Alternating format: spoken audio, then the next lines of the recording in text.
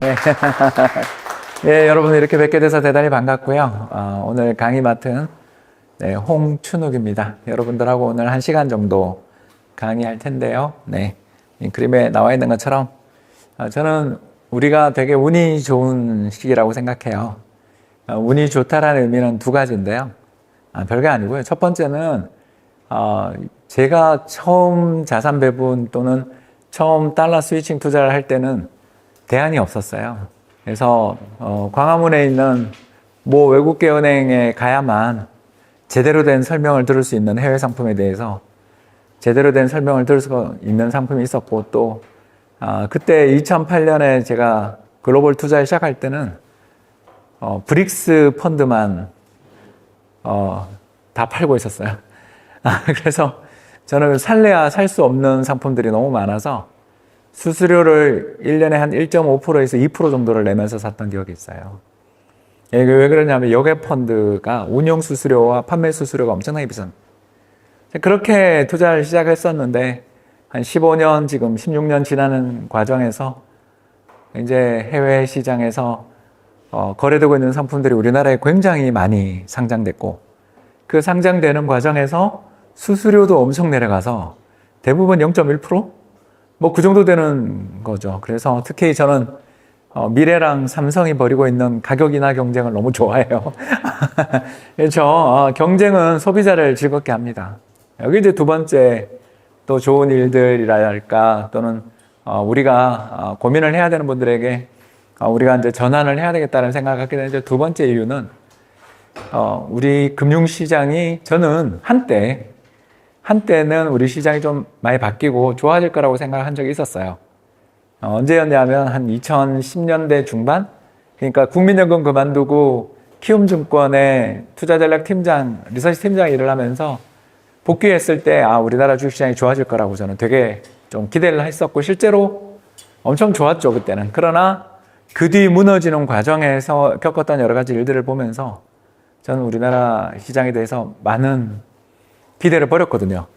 이제 그러고 나니 지금 시장의 참가자들한테 제가 드릴 수 있는 이야기는 그래, 내 철학이 맞았구나, 확인이 많이 됐고, 그리고 우리나라 시장에서 돈 버는 게 얼마나 어려운가에 대한 그런 동의가 많이 이루어진 것 같아요. 그래서 제 전략들이 점점 많은 관심들도 끌고 또 수익도 잘 나는 것 같아서 정말 기분이 좋고요. 오늘 여러분들한테 ETF를 활용한 자산 전략, 투자 전략 몇 가지 좀 말씀드리고, 최대한 Q&A 시간을 많이 갖도록.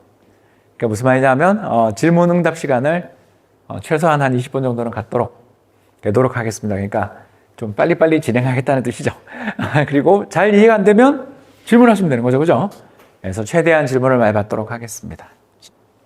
먼저 팩트 체크, 팩트 폭력의 시간부터 가지자면, 이게 이제 참 안 좋은 편인데요. 우리를 비롯한 전 세계 주요 선진국들을 이제 OECD 경제개발협력기구라고 부르고요. 프랑스 파리, 그리고 그 6구역에 있습니다. 굉장히 아름다운 건물에 새를 들고 있고요. 저도 여기 한 2번 정도 갔었는데, 한 번은 국민연금 시절에 갔었고, 한 번은 또 그 뒤에 관광으로 친구 찾아 놀러 가서 이제 거기서 이제 고위공무원단 일을 하고 있는 친구 찾아가서 여기서 세미나도 듣고 밥도 먹고 했던 기억이 나는데요. 우리나라의 여러 가지 통계들 중에 제일 안 좋은 통계가 자살률이라면, 그 다음으로 안 좋은 통계는 노인빈곤율인 것 같아요. 이 노인빈곤율이 뭐냐면 중위소득, 그러니까 1년에 한 3천만 원 정도를 우리나라 사람들이 버는데, 그러니까 1등부터 100등까지 했을 때 50등이 연 3천만 원 정도를 버는 거죠. 그런데 그거의 절반에도 미치지 못하는 소득으로 살아가는 사람들을 빈곤층이라고. 그 빈곤 인구가 얼마냐 하면, 이게 이제 2년 전 통계긴 한데 42%. 그러니까 10분 중에 4분 이상이 월 125만 원 이하의 소득으로 살고 계시라고. 왜 이런 일이 벌어졌냐는 이제 다음 페이지에 나오는데요. 왜 이런 일이 벌어지냐면, 이분들이 여기 나와 있죠. 이 바로 우리나라의 해방 세대. 이제 저희 어머님이 46년 개띠십니다. 이 우리나라 해방 세대들이 1946년에서 54년 사이에 태어나신 한 800만, 700만 정도 되시는 분들이 안타깝게도 두 가지 면에서 굉장히 피해를 보신 세대죠. 첫 번째 피해는 어떤 걸 봤냐면 광복 이후의 혼란과 한국전쟁을 겪었던 세대들이죠. 그러니까 너무너무 힘들게 사셨고요. 그러니까 어릴 때 제대로 먹지를 못했어요. 그럼 어떻게 되죠, 여러분? 예, 나이 들어 힘들어요. 그죠? 그러니까 우리 어르신들, 특히 요 세대 분들이 건강한 좋은 분들이 되게 많죠. 예, 그게 정말 문제고요. 두 번째가 뭐냐면, 우리나라 국민연금의 보험의 도입이 이전부터 70년대부터 계속 국민연금 도입하려고 그랬는데, 사실상 제대로 국민연금에 제대로 된 의무가입은 1994년이었어요. 그러니까 이분들 46년생들 입장에서 본다면 거의 나이, 자기 인생에서 볼 때 50 정도 돼서 적용이 시작된 거잖아요. 그리고 60세부터 받으시니까 몇 년 못 넣었는데 국민연금을 빨리 받는 건 좋은 일이지만 용돈연금. 그러니까 몇만 원 안 되는 돈을 받게 된 거죠. 네, 그렇게 되면서 우리나라에 연금 수령하시는 분들이 이제 저분들이 이제 연금 수령 중이신데 100만 원 이상 수령하시는 분이 5분 중에 1분밖에 안 돼요. 그러니까 완전히 이제 우리나라의 노인 빈곤의 상징이 돼 버렸어요. 그러니까 이분들이 우리나라에서 정말 고생을 하시고요. 특히 이분들이 50 넘었을 때 정보통신혁명이 시작됐죠. 46년 개띠들 입장에서 볼 때. 50 넘었는데 새로운 혁신을 배우려는 마음이, 왜냐하면 이거 내가 배워봐야 이걸 몇 년 더 쓰나 하는 생각을 하지 않겠습니까? 그래서 저도 이때 90년대에 모 증권사의 리서치 센터에 이제 대리로 이제 입사를 했는데, 위에 계시는 58년 개띠 형님들은, 저는 69년 닭띠입니다. 58년 개띠 형님들은 금방 저한테 와서, 그때 이제 홍대리죠. 홍대리. 엑셀 가르쳐줘, 인터넷 가르쳐줘 하면서 저한테 다 배우시고 금방 따라가셨어요. 근데 저희 부장님이었던 46년 개띠 형님들은, 이거 네가 좀 해줘. 배울 생각은 안 하고 저를 시키더라고요. 왜? 이거 내가 배워본 들 몇 년 내가 이게. 또 두 번째 생각. 나이 드신 분들의 특징이 있잖아요. 야, 이걸로 세상이 바뀌겠어? 이게 진짜 바꾼다고? 말도 안 되는 소리를. 이렇게 생각하신다는 거죠. 이런 보수성들을 가지게 되니까 이 적응을 못했어요. 그래서 IMF 때, 그리고 2000년 정보통신혁명 이후에 이제 거품이 붕괴될 때 많이들 해고가 되죠. 그래서 우리나라는 노인 세대가 굉장히 약하고, 그분들은 어떻게 보면 노후 빈곤에 시달리는 세대가 되어버렸어요. 예, 그런데 이제 흥미로운 게 요 빨간, 보이시는 요 빨간 박스 보이시나요? 요게 뭐냐면 밑에 보시면 50년대 후반에 태어나신 분들이에요. 자, 저분들이 58년 개띠죠. 우리나라는요, 그냥 개띠만 외우면 돼요. 예, 진짜예요. 46년 개띠, 58년 개띠, 70년 개띠만 외우면 되거든요. 그 70년 개띠가 뭐냐 하면 2차 베이비붐 세대. 서태지 세대라고 불리는. 예, 죄송합니다. 제가 그 세대고요. 제가 이제 학원에서 어느 날 아이들을 중학교 보습학원에서 학원 강사 생활을 하면서 대학원을 다니고 있었는데, 애들한테 이제 수학 문제를 풀게 하잖아요. 풀게 하면서 얘들아 이거 알겠니? 그랬더니 난 알아요. 그러는 거예요. 애기들이 중학생이. 내가 못 알아들으니까 와, 세상에 저렇게 시대에 뒤떨어졌다고. 선생님은 시대에 뒤떨어졌어요. 막 그러는 거예요. 그 녀석들도 벌써 지금 다 아줌마 돼 있겠네요. 아무튼 간에 그 녀석들한테 이야기를 들으면서 서태지라는 존재를 알고 보니까 와, 금방 빠졌죠. 그래서 서태지와 아이들 CD는 진짜 다 했었던 기억이 납니다. 요새는 뭐 CD를 들을 일이 없으니까 안 듣긴 합니다만, 이제 저희들 X세대들의 10년, 12년 앞에 있는 58년 개띠들이 노후 빈곤율이에요. 그러니까 지금 막 65세가 되신 분들의 노후 빈곤율을 측정을 해본 거죠. 보시면 알겠지만 18.7%. 이상하지 않아요? 그러니까 요 빨간 거 보이시나요? 이게 이제 30년대생들, 80대. 여기. 요 밑에가 이제 노란색이 아까 이야기했었던 해방 직전에 태어나신 분들, 해방 세대. 근데 이 세 세대는 슬프죠, 그죠? 노인 빈곤율이 60%, 50%대. 네, 근데 50년대 전반만 가도 노인 빈곤율이 확 떨어지죠? 그리고 50년대 후반에 가면, 뭐 사실, 그렇지 않습니까? 17, 18%라면 그냥 서구 선진국 평균 수준이에요. 자, 이제 아시겠죠? 우리나라가 노인 빈곤 문제가 엄청나게 심각한 이유가 뭐였냐면 교육을 잘 못 받아서 정보통신혁명이라든가 산업화의 혜택을 못 받았다는 데다가 국민연금 늦게 도입된 거다. 라는 걸 알고 보니까 우리나라 58년 개띠가 돈이 엄청 많겠구나. 왜? 58년생들이 중학교 진학할 때 중학교 평준화가 시작되죠. 근데 그 정책이 우리나라를 살렸어요. 왜? 58년 개띠 그 100만 대군을 80% 이상을 중학교를 보낸 거예요. 그리고 그 뒤에 운도 좋은 게 80년대 우리가 3조 호황이 올 때, 그렇지 않습니까?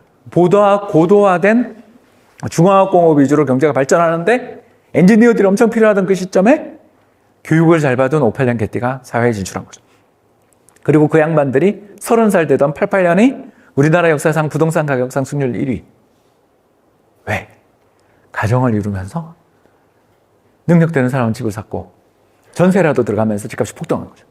그래서 우리나라 58년 개띠도 양극화가 좀 심하긴 하지만 전반적으로 본다면 우리나라에서 가장 꿀을 빤 세대다.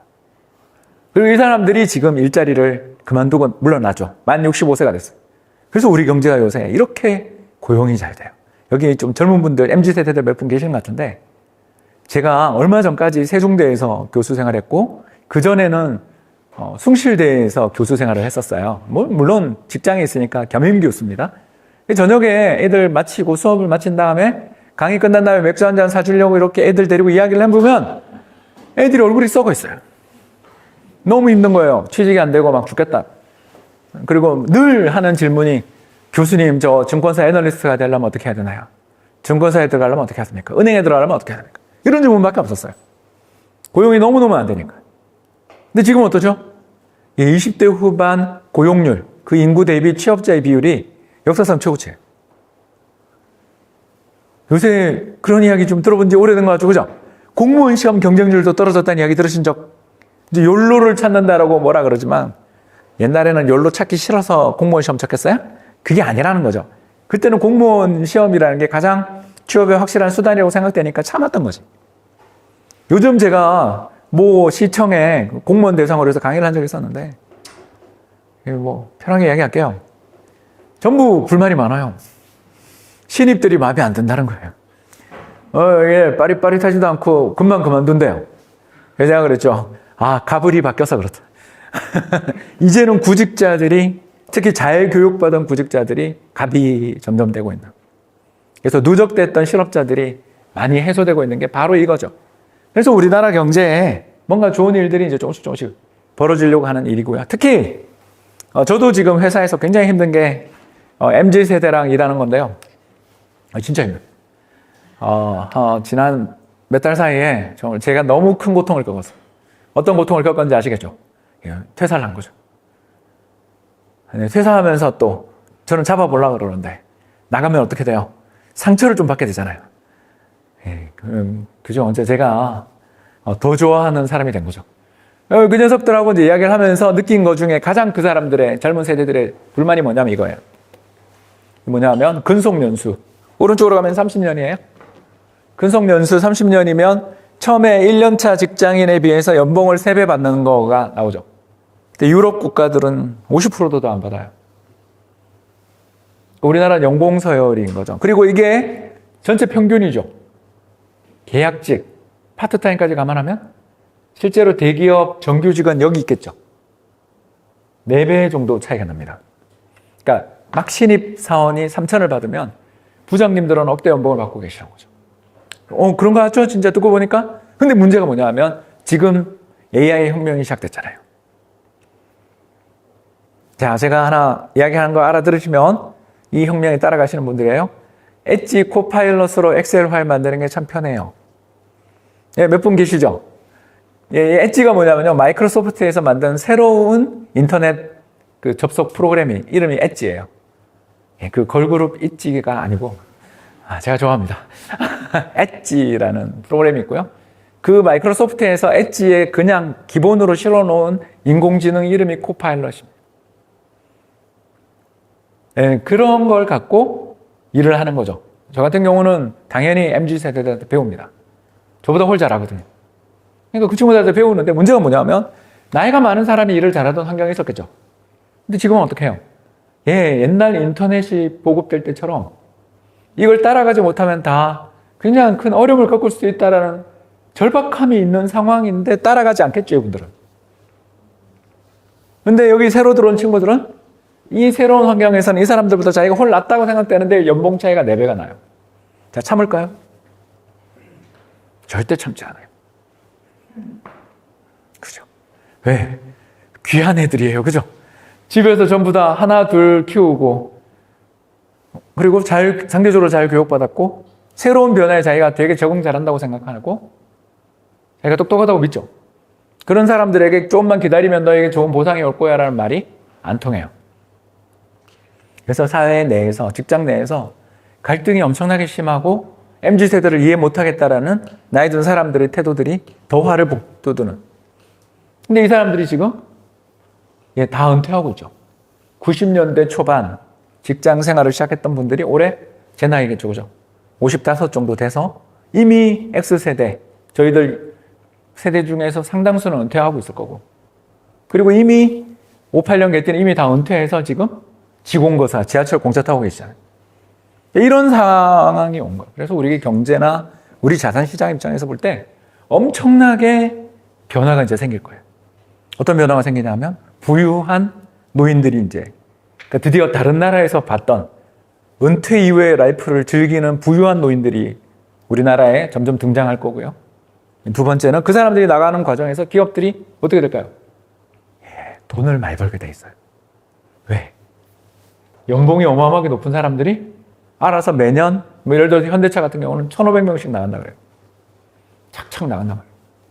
그리고 MZ세대는 노조도 싫어요. 그죠? 왜 우리가 그거 같이 해야 되는데? 아재들하고 하기 싫어요. 이런 분위기를 가지고 있는 신세대 노조들이 생기고 있는 거죠. 그래서 기업들의 실적이 앞으로 엄청 좋아질 거예요.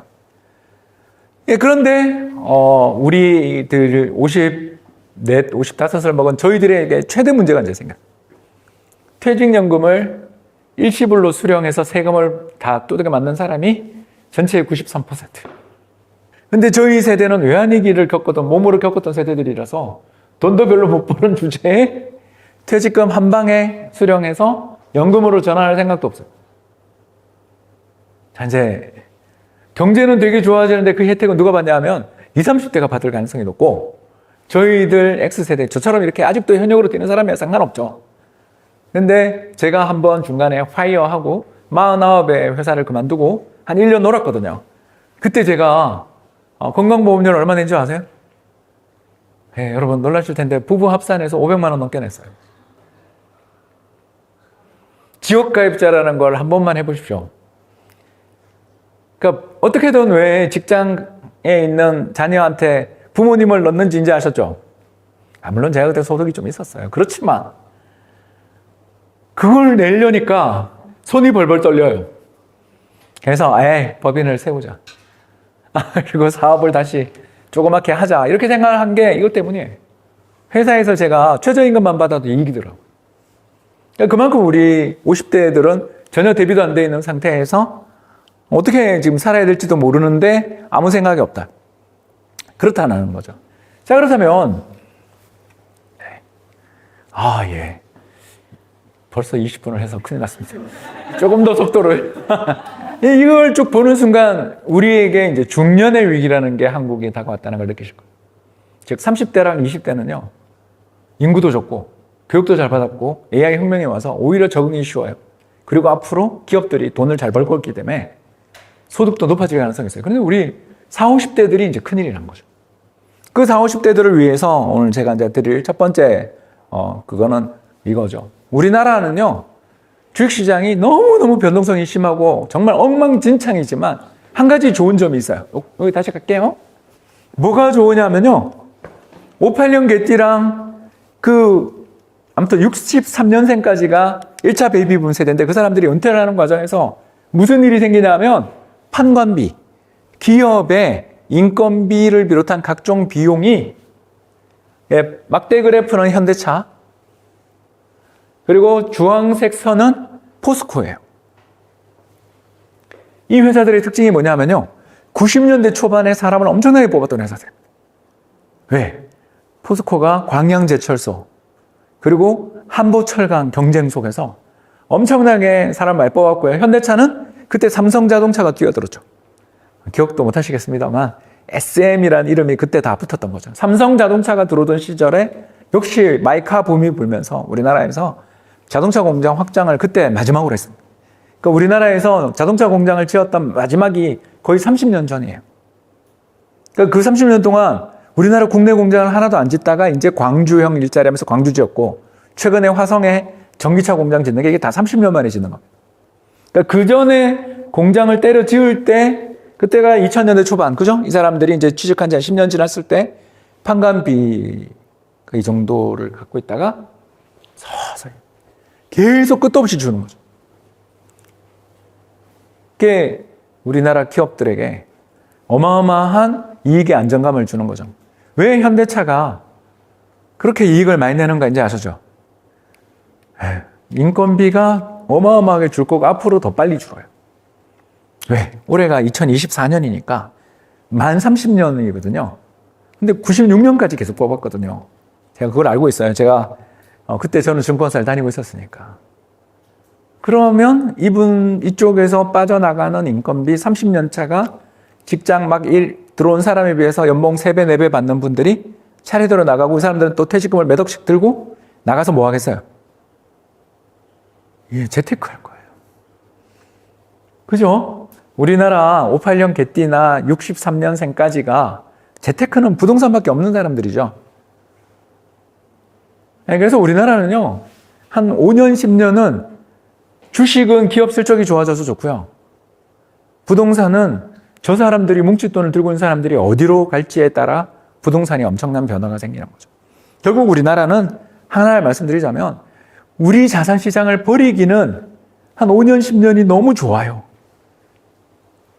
이해되셨죠? 그죠? 왜? 뭐가 5년에서 10년간 한국 경제가 그러니까 기업들이 좋아지고 시장에 돈이 흐르는 이유는 58년 때가 부유한 데다가 이 사람들 나가면서 기업들의 실적이 좋아지는 이 두 가지가 경제에 이제 앞으로 큰 영향을 미칠 겁니다. 그래서 첫 번째 이야기를 드리자면, 미국보다 우리나라가 앞으로 금리가 낮을 거다. 여기 파란 선이 뭐냐면 사우스 코리아 10년물 국고금리입니다. 최근 들어서서 어떤 일이 벌어지냐면, 미국보다 우리나라 파란 선입니다. 미국보다 한국 금리가 낮죠. 기축통화국가보다 금리가 더 낮아지고 있어요, 우리가. 왜 그럴까요? 미국 애들은 일단 저축 안 하죠. 미국 애들이 저축한다는 이야기 들어본 적 없죠, 그죠? 그냥 퇴직금 계정으로 주식만 사고 있지 저축 안 하죠. 근데 우리는 58년 개띠들 저축이 많죠. 두 번째, 미국은 이민을 엄청나게 받죠. 1년에 300만 명씩 이민을 받고 있어요. 그래서 인구가 매년 1%씩 늘어요, 미국은. 근데 우리는 매년 1%씩 인구가 줄겠죠. 출산율 0.7이잖아요. 자, 그럼 어떻게 돼요? 미국은 우리보다 무조건 성장률이 1%더 나오는 거고, 우리는 또 그 미국보다 인구 감소하는 영향 때문에 0.5나 1% 정도는 손실을 보고 시작하는 거죠. 결국 미국 성장률이 오르다 앞으로, 안타깝게도 우리는 미국의 GDP 성장률을 따라가지 못하는 나라가 될 가능성이 높죠. 물론 1인당 소득은 우리도 늘어날 거예요. 중요한 건 1인당 소득이니까. 그러나 경제의 외형 성장이 금리를 좌우하죠. 경제가 빨리 성장하는 나라일수록 돈을 쓰려는 사람이 많으니까. 근데 우리나라는 어때요? 기업들이 58년 개띠 은퇴하면서 여유현금도 많은 데다가 그 사람들이 들고 있는 저축들이 아직 시장에 잔뜩 남아있으니까 시장 금리도 낮겠죠. 그죠? 그리고 기업들 입장에서 넘쳐나는 자금들 속에서 자기 여유현금이 있는데 밖에 나가서 대출 금리를 많이 주고 빌리지 않겠죠. 어떤 일이 벌어진다? 이제 다 나왔죠. 금리는 떨어질 가능성이 높고, 미국보다 우리가 낮을 가능성이 높고, 두 번째, 부동산은 이 사람들이 뭉칫돈이 어디로 가느냐에 따라 부동산 시장에 뭔가 폭발력 있는 상승이 또 나올 수도 있는. 그리고 마지막 세 번째는 기업들 실적이 좋아지는 그룹들이 있는데, 어떤 그룹이냐면 세 그룹이에요. 첫 번째, 은행. 90년대 초반에 사람을 가장 많이 뽑았던 것은 은행. 그때 혹시 동남은행, 동화은행, 평화은행 이런 거 기억나세요? 다 없어졌죠. 그때 우리나라에서 가장 취직이 잘 되던 곳이 은행이었습니다. 저는 그때 진짜 은행 안 간 걸 천우신 줄라고 생각하고요. 갔으면 정말 고생했죠. 왜냐하면 저희들 거의 합병된 다음에 힘들었겠죠. 그죠? 그래서 저는 증권사 와서 오히려 잘 됐는데요.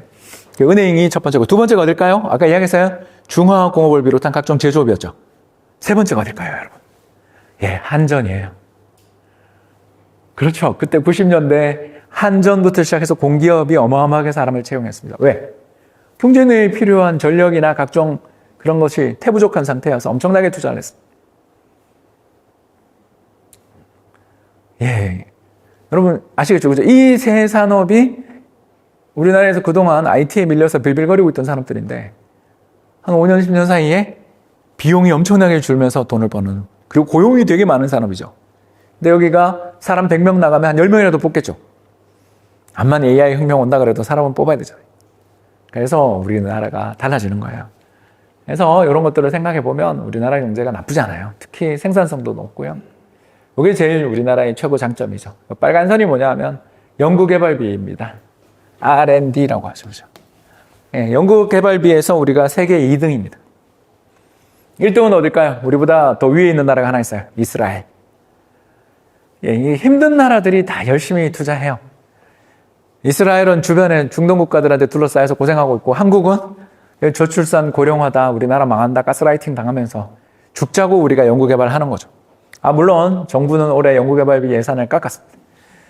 그래서 그거는 블로그에 하도 제가 욕을 했기 때문에 오늘은 넘어갑니다. 아무튼 우리나라는 정부는 뭐라 그럴지 모르지만 우리가 세계에서 가장 연구개발 열심히 하고 아까 기업들의 비용 구조가 떨어지는 나라. 그래서 저는 우리나라는 투자를 해야 된다. 근데 이제 우리나라 이거 보시면 기업 이익인데 어마어마하죠? 이게 우리나라 그 영업이익입니다. 2001년에 26조 정도였는데 최고 정선기였던 2021년에 220조까지 갔습니다. 우리나라 이런 나라입니다. 자, 이제 답이 대충 나왔죠. 한국은 투자해야 되겠다. 너무 미워하지 말자.